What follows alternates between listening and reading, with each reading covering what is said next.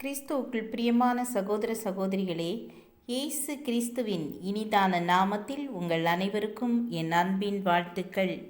இன்றைய நாளுக்கான வேத வசனம் யோவான் எழுதின சுவிசேஷம் 1ஆம் அதிகாரம் 16ஆம் வசனம். அவருடைய பரிபூரணத்தினால் நாம் எல்லாரும் கிருபையின் மேல் கிருபை பெற்றோம். ஒரு நாள் ஒரு மனிதன் எல்லாவற்றையும் விட்டுவிடும் விரக்தி நிலையை அடைந்தான். தன்னுடைய வேலையை, மற்றவர்களோடு தன்னுடைய உறவை, தன்னுடைய ஆன்மீக நிலையை எல்லாவற்றையும் விட்டுவிட தீர்மானித்தான். தன்னை மாய்த்து கொள்ள விரும்பி அடர்ந்த ஒரு காட்டிற்குள் சென்றான்.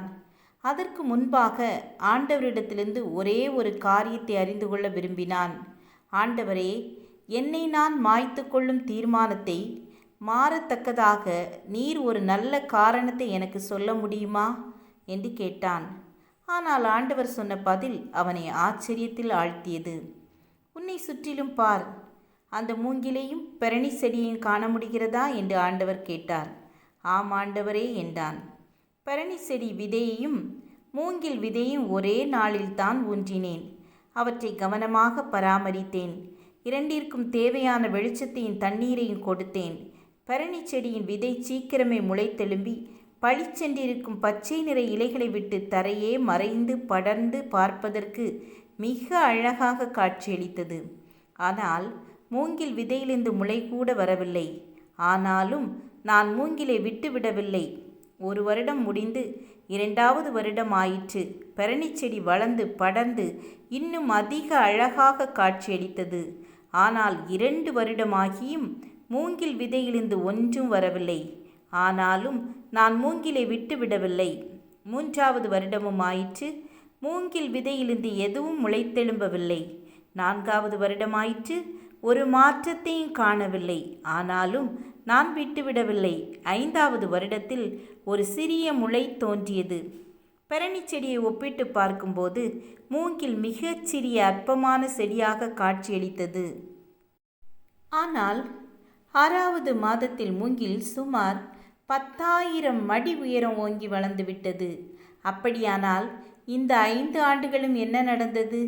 இவ்வளவு உயரம் வளரும் இம்மரத்தை தாங்கத்தக்கதான வலுவான வேர்கள் உருவாக்கி தரையின் கீழ் பரவி சரியான பிடிப்பை உண்டாக்கி கொண்டது. என்னுடைய படைப்பில் நான் எதையும் விட்டுவிடுவதே இல்லை. அதை கையாளுவது சவால் போன்ற காரியமாக இருந்தாலும் நான் விட்டுவிடுவதில்லை என்று ஆண்டவர் சொன்னார். ஆண்டவர் மேலும் மனிதனை பார்த்து, என்னுடைய பிள்ளையே, இப்பொழுது உனக்கு புரிந்து கொள்ள முடிகிறதா? உன்னுடைய வாழ்க்கையிலே நீ போராடி கொண்டிருக்கும் காலமெல்லாம் ஒரு சரியான எதிர்கால வாழ்வுக்காக நீ வேர்விட்டு கொண்டிருக்கிறாய் என்பதை நீ விளங்கி கொள்ள வேண்டும். இந்த மூங்கிலை நான் கைவிட்டு விடாதது போலவே நான் உன்னையும் விட்டுவிட மாட்டேன். நீ ஒருபோதும் மற்றவர்களோடு ஒப்பிட்டு பார்க்க வேண்டாம். பெரணி செடியை விட மூங்கிலுக்கு வித்தியாசமான நோக்கம் உண்டு.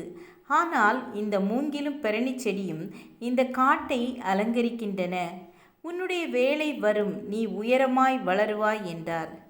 நான் எவ்வளவு உயரம் வளருவேன் என்று மனிதன் மிகுந்த ஆர்வத்தோடு ஆண்டவரை கேட்டான். மூங்கில் உயரமாய் வளர்ந்தது போல நீ வளருவாய் என்றார். மூங்கில் வளரும் உயரத்திற்கா என்று மனிதன் ஆச்சரியத்தோடு கேட்டான். ஆம், எந்த அளவுக்கு உன்னால் வளர முடியுமோ அந்த அளவுக்கு வளர்ந்து எனக்கு மகிமை உண்டாக்கு என்றார். ஆம், எனக்கு அன்பானவர்களே, மனிதன் தனது நம்பிக்கை புதுப்பிக்கப்பட்டதாக காட்டை விட்டு திரும்பினான். ஆண்டவர் என்னை கைவிடவில்லை. என்னை குறித்து ஒரு அருமையான நோக்கம் வைத்திருக்கிறார். நான் என் வாழ்க்கையில் முன்னேறி செல்வேன் என்ற நம்பிக்கை நிச்சயத்தோடு திரும்பினான். தேவனுடைய கிருபையில் சார்ந்து கொண்டு தொடர்ந்து முன்னேறி கொண்டே இருங்கள். தேவன் உங்களில் கிரியை செய்ய ஆரம்பிப்பார். ஜெபம் செய்வோம். கிருபை இரக்கம் நிறைந்த கர்த்தாவே, உங்கள் கிருபை எங்களை சூழ்ந்து கொள்ளட்டும். உங்கள் கிருபையில் நிலை நிற்க எங்கள் ஒவ்வொருவருக்கும் உதவி செய்யுங்க. எங்கள் ஒவ்வொருவரையும் ஆசீர்வதித்து வழிநடத்துங்க. இயேசுவின் நாமத்தில் பிதாவே, ஆமேன் ஆமேன். God bless you.